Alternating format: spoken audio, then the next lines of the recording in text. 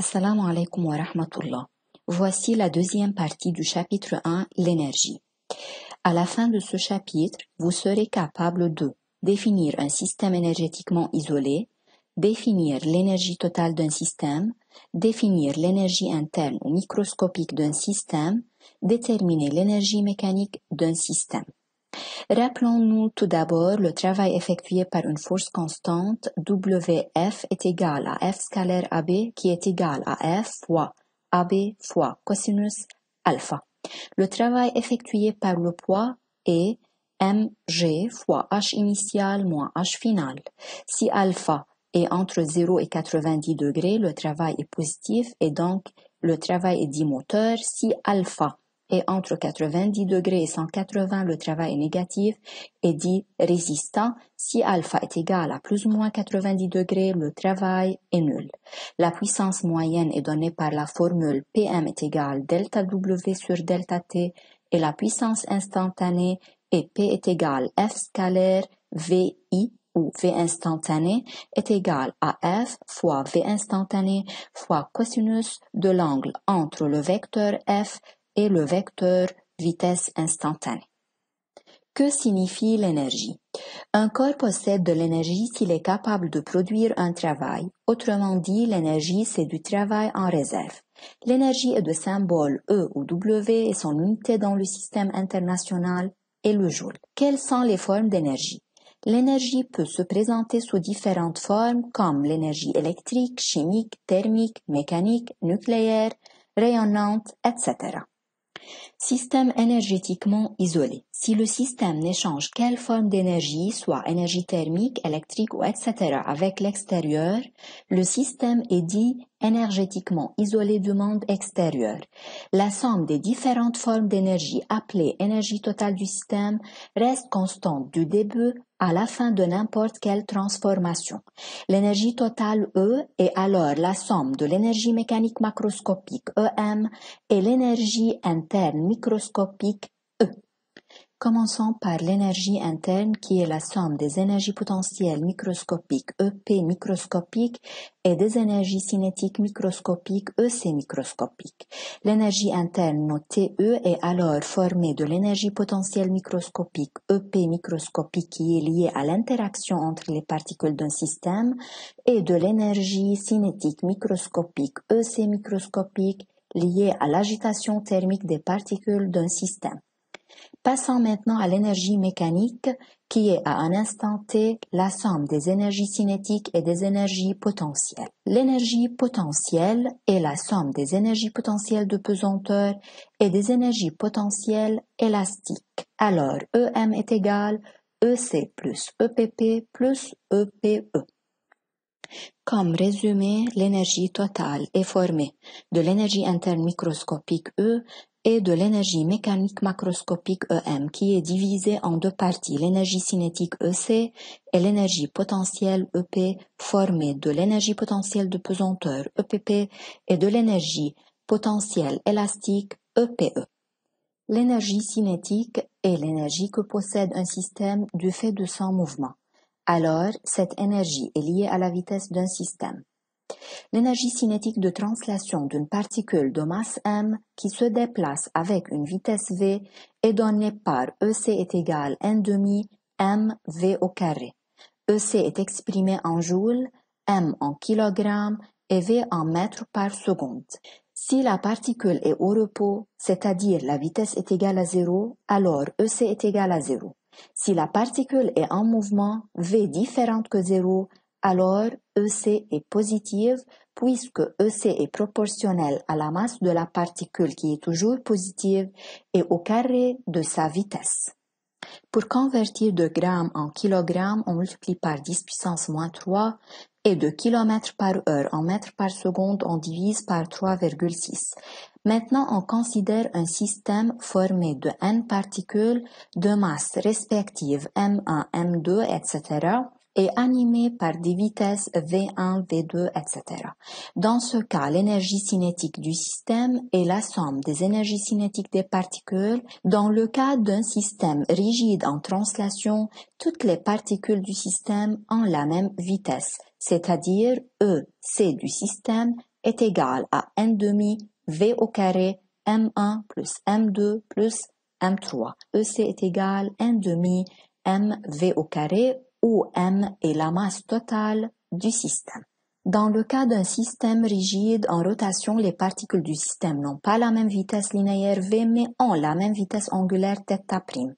EC du système est égal à la somme de EC des particules avec V1 est égal R1 θ', V2 égale R2 θ', V3 égale R3 θ'. Alors, on obtient EC du système est égal n demi M1 R1 au carré θ' au carré plus n demi M2 R2 au carré θ' au carré plus etc. Alors, EC du système est égal n demi θ' au carré facteur M1 R1 au carré plus M2 R2 au carré plus M3 R3 au carré. On note que I de la particule est égal à MR au carré. Pour cela, EC du système est égal à n demi I du système multiplié par θ' au carré. I est le moment d'inertie d'un système. Application numéro 1. Une roue de masse M égale 2 kg de centre de gravité G et de rayon 20 cm roule vers le bas d'un plan incliné sans glissement. À un instant T1, la vitesse de G est 1 mètre par seconde et la vitesse de rotation de la roue est de 5 radians par seconde. On donne le moment d'inertie de la roue I égale mr au carré sur 2. Calculez à l'instant T1 l'énergie cinétique de translation de la roue. L'énergie cinétique de translation est donnée par la formule EC est égal à n demi mv au carré. Ça fait 1 joule. Deuxièmement, calculer à l'instant T1 l'énergie cinétique de rotation de la roue.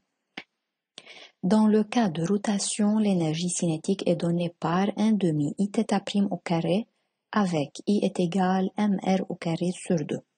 On remplace chaque constante par sa valeur, on obtient EC est égal à 0,5 joules. Troisièmement, calculer l'énergie cinétique totale de la roue.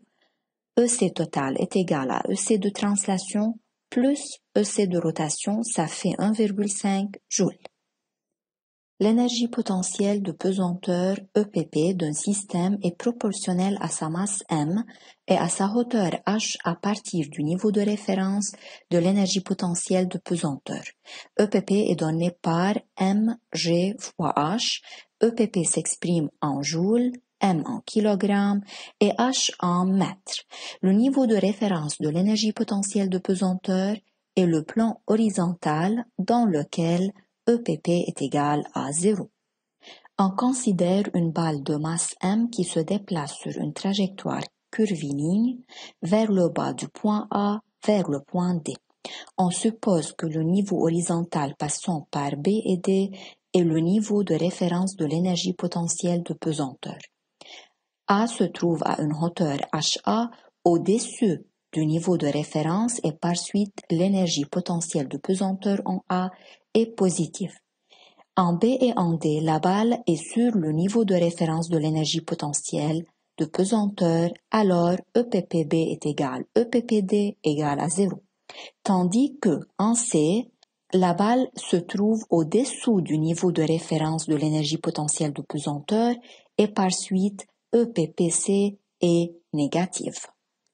Application numéro 2. Un solide S de masse M égale 2 kg est lâché sans vitesse initiale de point A sur la piste AB égale 100 cm rectiligne et incliné d'angle alpha est égal 30 degrés avec l'horizontale comme indique le document ci-contre.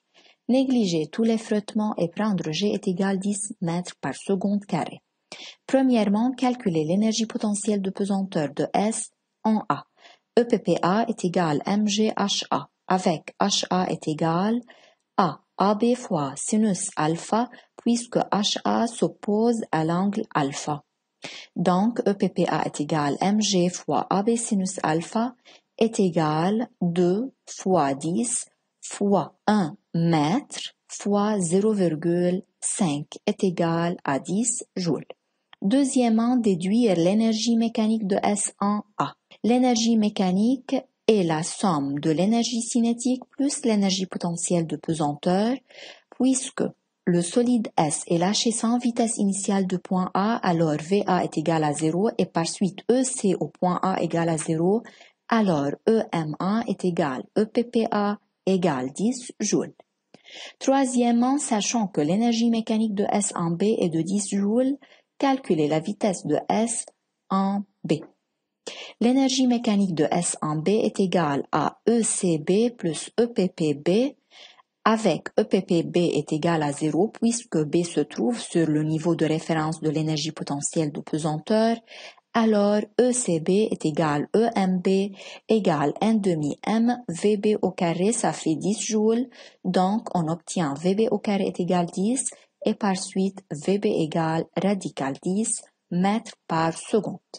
L'énergie potentielle élastique EPE est celle que possède un système lorsqu'il est déformé de manière élastique. Comme exemple, un arc tendu, un ressort comprimé ou allongé, une balle qui rebondit.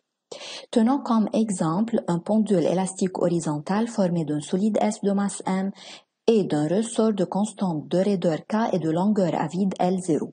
On tire le solide S de telle façon que le ressort soit de longueur L, alors on dit que le ressort s'allonge de delta L. Dans ce cas, l'énergie potentielle élastique du système est EPE est égal 1 demi K delta L au carré, avec EPE s'exprime en joules, K en newton par mètre et delta L en mètres. Notons que delta L est égal L moins L0 en valeur absolue qui représente l'allongement ou la compression d'un ressort à partir de sa longueur à vide L0. T est la tension du ressort d'après la loi de Hooke, module de T est égal K delta L. À l'équilibre, T est égal à 0 et par suite EPE est égal 1 demi K delta L au carré est égal à 0. Dans le cas d'allongement, EPE est égal à 1 demi K delta L au carré où delta L est égal à X, avec delta L est égal L moins L0, EPE est positive. Dans le cas de compression de même, EPE est égal 1 demi K delta L au carré. Dans ce cas, delta L qui représente X est égal à L0 moins L ou tout simplement la valeur absolue de L moins L0. Passons à l'application numéro 3. Un solide S de masse M égale 200 grammes est relié à un ressort sans masse de spire non jointive et de constante de raideur K est égale 20 newtons par mètre. S peut se déplacer sur un rail horizontal X' au X. On déplace S de sa position d'équilibre O vers un point A. Le ressort est alors comprimé d'une distance OA est égale X est égal 10 cm.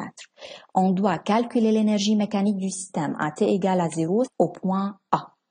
Dans ce cas, EM est égal à EC plus EPE plus EPP. On considère le plan horizontal passant par A comme niveau de référence. Pour cela, EPP au point A est égal à 0. Puisque la vitesse initiale en A est nulle, alors ECA est égal à 0. Donc, l'énergie mécanique au point A est égale à l'énergie potentielle élastique au point A est égale à 1 demi Kx au carré, ça fait 0,1 joule. On arrive maintenant à l'énergie potentielle de torsion EPT. Lorsqu'un fil de torsion de constante de torsion C est tordu d'un angle de rotation θ, il emmagasine de l'énergie potentielle de torsion donnée par 1 demi Cθ au carré. θ est exprimé en radians, C en newton fois mètre par radian et l'énergie en joules. Application 4. Une tige homogène AB est suspendue par son centre à un fil de torsion verticale de constante de torsion C égale 0,02 Nm par radian. La tige AB est écartée dans le plan horizontal à partir de sa position d'équilibre d'un angle θ0, puis elle est lâchée de repos à T égale à 0.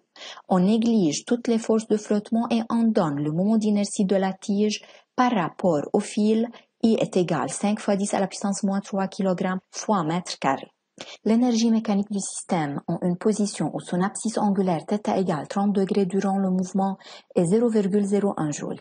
On doit calculer la vitesse angulaire θ' de la tige dans cette position.